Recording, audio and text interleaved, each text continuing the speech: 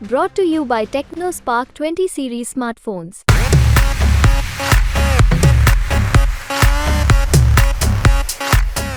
नमस्कार, मैं हूं हेमेंद्र शर्मा और आप देख रहे हैं एमपी राउंडअप। लोकसभा के लिए पहले चरण का चुनाव 19 तारीख को होना है और मध्य प्रदेश में भी 6 सीटों के लिए पहले चरण में चुनाव होगा। हमारे साथ इस समय मौजूद हैं senior journalist mister Arun Dikshit, जो अभी विदिशा, भोपाल की कुछ सीटें और राजगढ़ के दौरे से वापस आए हैं। हम इनसे जानने की कोशिश करेंगे कि क्या है चुनावी माहौल, कौन जीतेगा, कौन हारेगा, क्या चुनाव के जो परिणाम है वो बीजेपी जिस तरह के दावे कर रही है उस तरह से होंगे या कांग्रेस पार्टी कुछ फेरबदल या उलट फेर भी कर सकती है। तमाम सवाल अरुण दीक्षित जी से करेंगे। सर, सबसे आपका स्वागत है बहुत बहुत। सबसे पहले तो ये बताइए, आप अभी जैसे मैंने कहा कि दौरा करके वापस आए हैं, क्या महसूस किया आपने इस दौरे में? राजगढ़ भी गए, वहां से दिग्विजय सिंह हैं, विदिशा भी गए, शिवराज सिंह चौहान चुनाव लड़ रहे हैं और भोपाल में तो आप घूम ही रहे हैं। मैंने हेमंत जी 3 कॉन्स्टिट्यूंसीज के कुछ हिस्से, एक विधानसभा क्षेत्र, भोपाल की 2, इनमें कल मैं खुद गाड़ी चला के गया घूमता हुआ। तो सबसे बड़ी चीज ये है कि भोपाल में तो कुछ होर्डिंग हैं प्रधानमंत्री नरेंद्र मोदी के, अन्यथा पूरे करीब 350-400 किलोमीटर हम लोग घूमे, गांव भी गए, कहीं एक होर्डिंग नहीं है, एक बैनर नहीं है, एक पोस्टर नहीं है और पर्सनल एक झंडा नहीं है। तो इसका क्या मतलब है सर? एकदम सन्नाटा है। लोगों से बात की तो बोले कि साहब, हालांकि नॉमिनेशन का टाइम चल रहा है, बोले कल बीजेपी कैंडिडेट नॉमिनेशन फाइल करेंगे, ये राजगढ़ की बात कर रहा हूं, उसके बाद चुनाव कुछ गर्म होगा। कुरावर में हम एक चाय की दुकान पे खड़े थे, तो उसमें मतलब जो जैसा मध्य प्रदेश के आम कस्बों की एक दुकान होती है, उस पर जलेबी भी बन रही थी, पोहा भी था, भजिए भी थे, लड्डू भी थे, सब तरह का काम, और बड़ी भीड़ में। तो जो लड़का जो जलेबी बना रहा था उसका नाम गोलू जी। मैंने पूछा, मैंने कहा गोलू यार क्या बात है? पहले नाम पूछा तो मुझे देख के हंसा, बोले आप? मैंने बताया, बोले अरे सर हम तो बीजेपी वाले हैं। तो मैंने कहा अगर तुम बीजेपी वाले हो, रोडमल नागर तुम्हारे वो हैं, तो यहां कहीं कोई पूरा चारों तरफ से? तो बोले उसकी जरूरत क्या है? अपने माथे पे बड़ा तिलक लगा था, वो दिखाया उन्होंने। बोले तो मैंने कहा क्या माथे पे झंडा लगा लिया? बोले साहब यही समझ लो। और हम लोग तो एक पक्ष ये भी है कि लोग इतने मुखर हैं, साफ सब बात कर रहे हैं जी।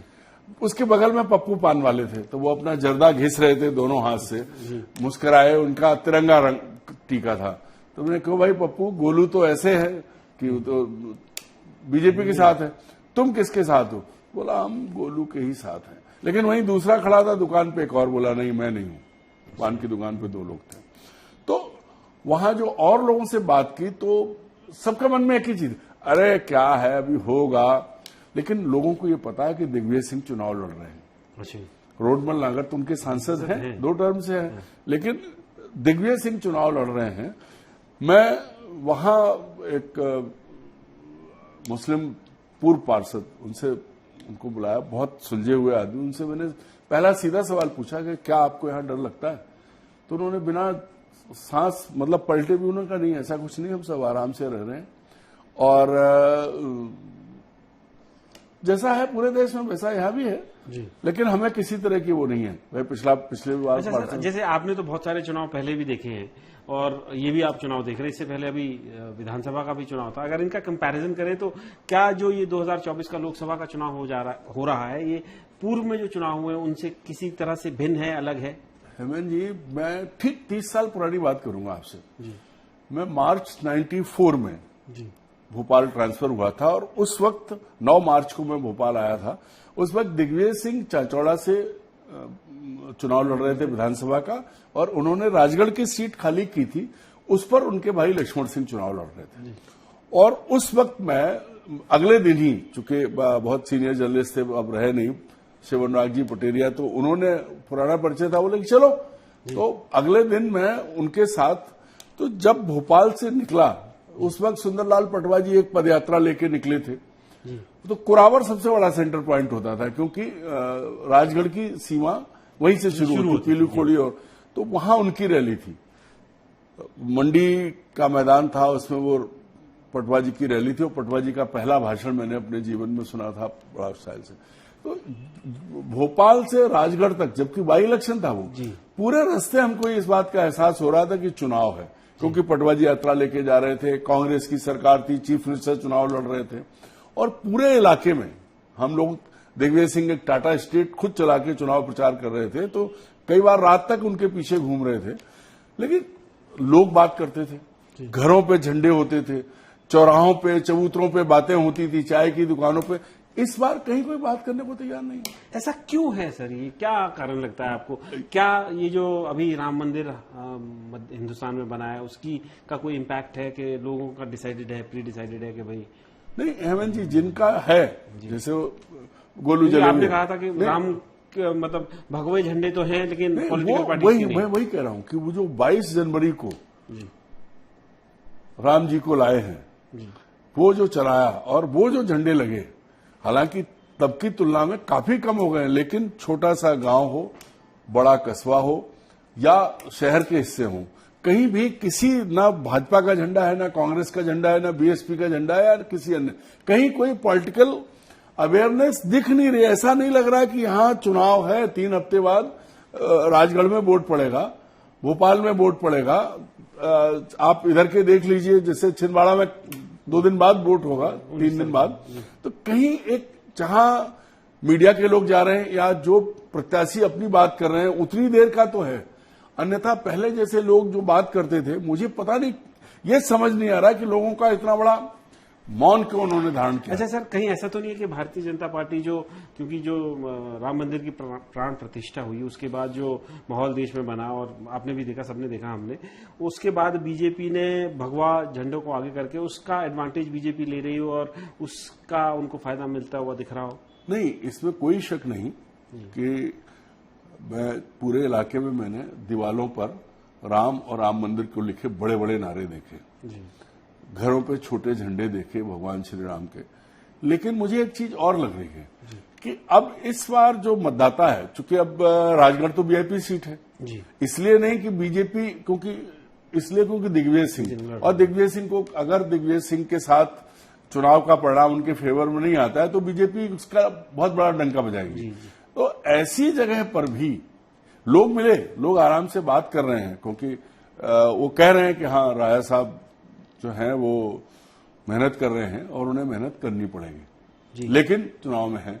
ये भी पता लगा कि उन्होंने अपने पॉकेट्स, कुछ पॉकेट्स जहां पूरी तरह से बीजेपी हावी है और कहीं, चूंकि दिग्विजय सिंह उस एरिया से रहे बिलोंग करते हैं और कितना पुराना संबंध है उनका जी, तो वहां पर एक पक्ष ये है कि एक ऐसा लगता है कि जो आपने कहा कि वो पूरी तरह से राममय और उसी पर चलेंगे, लेकिन ऐसा है नहीं, क्योंकि जो चीजें बाद में खुली हैं जी, चाहे वो इलेक्टोरल बॉन्ड हो, एक सज्जन मिले जिन्होंने अपना नाम पता नहीं बताया, उन्होंने इतना ही कहा कि साहब ये भगवा झंडे तो आप देख रहे हैं, पर वो जो बॉन्ड वाला झंडा है वो लोगों के दिलों तक और दिमाग तक पहुंचा है।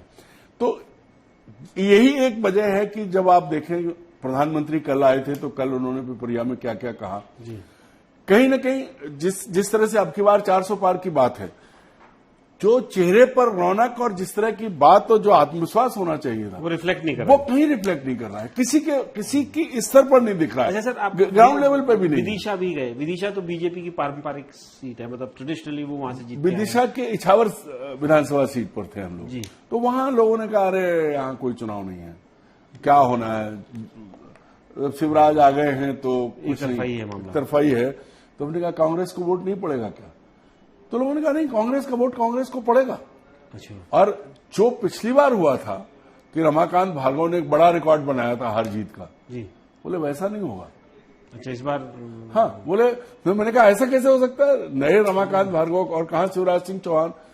बोले सर मजा लेंगे, यही डायलॉग था, मजा लेंगे, हार जीत तो होगी लेकिन उस तरह की नहीं होगी। अच्छा सर, ये अब तीसरी सीट की भी बात कर लेते हैं, जैसे आप भोपाल में भी 2 सीटें आपको, बहुत मजेदार वाकया है वहां पर। तो भोपाल तो भी ट्रेडिशनली भारतीय जनता पार्टी की स्ट्रांग सीट मानी जाती है, यहाँ से बीजेपी काफी लंबे समय से हारी नहीं है चुनाव, और कांग्रेस भी कोई दमदार कैंडिडेट बड़े लंबे समय से मुझे तो नहीं याद कि कोई दे पाई हो, और ना ही कोई फ्यूचर के लिए तैयार कर पाते। दिग्विजय सिंह ही लड़े थे। हाँ, वो आप देखे थे 3 साढ़े 3.5 लाख से चुनाव हारे थे वो। तो भोपाल में क्या स्थिति लग रही है आपको? नहीं, जो आपने कहा, दरअसल क्या है कि भोपाल एक तरफा है एक तरह से। चिखिए, ठीक है, ऐसी शब्दावली इस्तेमाल करते हुए अच्छा नहीं लगता, लेकिन कांग्रेस ने कैंडिडेट ही नहीं चुना है। ना आगे के लिए चुना है, ना इस चुनाव के लिए चुना है। वो जो परिस्थिति है, विधानसभा में बेहतर कैंडिडेट थे जी जी। लेकिन लोकसभा में कोई नहीं जानता। मैं आपको एक किस्सा सुनाता हूं। मैं श्यामपुर दोराहा से मुड़ के सीहोर की तरफ जा रहा था, तो एक बिल्कुल लगा हुआ गांव, वहां पर एक भाजपा नेता का बेयर हाउस है, तो वहां एक लड़का, अनिल मेवाड़ा नाम उसका, लंबा तिलक लगा के चाय की दुकान खोले बैठा था। हमने बात करना शुरू किया तो हमने कहा, यार चुनाव हो रहा है? बोले हो रहा होगा। हो रहा? बोले हाँ। हमने कहा कौन है? बोले हमारा नेता तो सुदेश राय है। अरे भाई, वो एमएलए, उसका चुनाव हो गया। अरे बोले तो वो कोई है, ठाकुर है, प्रज्ञा ठाकुर। कहा भाई तुम कितना पढ़े हो? बोला था मैं 10वीं पास हूं। बोले शादी हो गई? बोला हाँ, एक बच्चे का बाप हूं, बेटा है मेरे। तुम्हें ये नहीं मालूम? अरे बोले क्या करना है जान के, हम तो हैं यहाँ, किसी को नहीं कोई पता होगा। वो जानबूझ के इस तरह से बिहेव कर रहा था, उसको एक्चुअली में मालूम एक्चुअली उसे ये नहीं मालूम कि क्योंकि प्रज्ञा ठाकुर कहीं न झंडा है न कोई गाड़ी है। तो मैंने उससे पूछा कि भाई क्या यहां से अभी इस तरह की कोई गतिविधि? बोला साहब कहीं कुछ नहीं है, कुछ नहीं, बस ये पता है कि चुनाव होना है, और चुनाव होना है तो फिर ये एरिया तो। अच्छा सर, फाइनल सवाल के बीजेपी तो बड़े बड़े दावे कर रही है कि 29 में से 29 सीटें वो जीतेंगी। पिछली बार छिंदवाड़ा की सीट जो है कांग्रेस जीती थी, इस बार वो भी नहीं जीतने दी जाएगी। आज शिकारपुर में पुलिस भी गई है। क्या लग रहा है पूरा माहौल? क्या कांग्रेस छिंदवाड़ा की सीट बचा पाएगी? और यदि बचा पाएगी तो क्या कोई और सीट है जहां सेंधमारी कर पाएगी, या बीजेपी जिस तरीके से दावे कर रही है ओवरऑल मध्य प्रदेश में स्थिति कमोबेश वैसी ही रहने वाली है? देखिए, एक बात मैं कहूंगा, कांग्रेस नहीं, इंडिविजुअल जो कांग्रेस के लीडर्स हैं, ये हिस्ट्री है। कांग्रेस में जो नेता लड़ता है खुद अपने बूते पे चुनाव जीत के आता है। बीजेपी में जाता है, उसके साथ संघ खड़ा होता है, उसके साथ पार्टी का कैडर। कांग्रेस में ऐसा नहीं है। और जिस छिंदवाड़ा सीट की आप बात कर रहे हैं, अगर आज पुलिस घर में घुसी है कमलनाथ के, तो उसका इतने उस पर चर्चा हो रही है, तो कहीं ना कहीं डर है।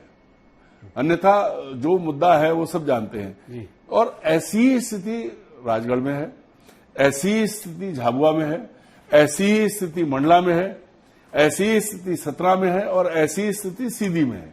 तो इन जगहों पर जो लोग लड़ रहे हैं कांग्रेस से, चाहे वो फुंदेलाल मार्को हो जी, चाहे वो कमलेश्वर पटेल हो, चाहे वो ओंकार सिंह मरकाम हो, या इधर जो लड़ रहे हैं अपने क्या नाम, फग्गन सिंह कुलस्ते के पास हो गया छठा, मुरैना में भी है, ग्वालियर में भी। नहीं, मुरैना नहीं, एक और सीट है जो बिल्कुल डायरेक्ट फाइट है, कैंडिडेट से वो सीधा है। रतलाम झाबुआ भी है। हाँ, रतलाम झाबुआ है। तो इन जगहों पर, जैसे कांतिलाल भूरिया ने जब 2014 के चुनाव में दिलीप सिंह भूरिया वो जीते थे, उसके बाद उनकी डेथ हुई थी, बाई इलेक्शन कांतिलाल जीते थे जी। ठीक है, पिछला चुनाव हारे, वो तो बात अलग थी। ठीक वैसे ही फग्गन सिंह कुलस्ते लोकसभा का चुनाव 19 में 27,000 वोट से जीते थे, बहुत कम अंतर था, जबकि मध्य प्रदेश में लोगों ने लाखों का रिकॉर्ड बनाया था। विधानसभा चुनाव अभी भी वो हारे। ठीक वैसे ही 17 की स्थिति है कि जिस पार्टी का ब्राह्मण वोट ने उनका साथ नहीं दिया था, क्योंकि पिछले चुनाव में विधानसभा के बीएसपी के टिकट पे एक बीजेपी के नेता लड़े थे। इस बार बीजेपी के ही एक नेता जो विधानसभा में अलग हुए और उसके बाद जो है वो अब बीएसपी से लड़ रहे हैं। तो और सीधी की सीट जो है उस पर अजय प्रताप सिंह, जो आपने देखा है मध्य प्रदेश भोपाल में बड़े दिग्गज बीजेपी के नेता थे, उनको राज्यसभा भी भेजा गया था, वो गोंडवाना गणतंत्र पार्टी से लड़ रहे हैं।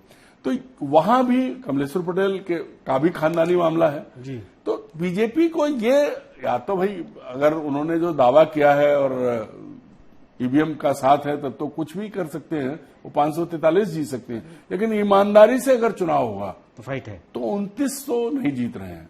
तो यदि ईमानदारी से चुनाव होगा तो 29 में से 29 सीटें जीतना तो संभव नहीं लग रहा है, थोड़ा मुश्किल लग रहा है। लेकिन बहुत अजीब किस्म का चुनाव अभी फिलहाल यहां पर हो रहा है। 4 दिन बाद चुनाव होना है, 2 दिन बाद चुनाव प्रचार थम जाएगा, लेकिन कहीं पर भी कोई शोर शराबा चुनाव प्रचार का दिख नहीं रहा है। कांग्रेस पार्टी की तरफ से तो समझ में आता है, क्योंकि बैंक अकाउंट भी बीच में फ्रीज हो गए थे।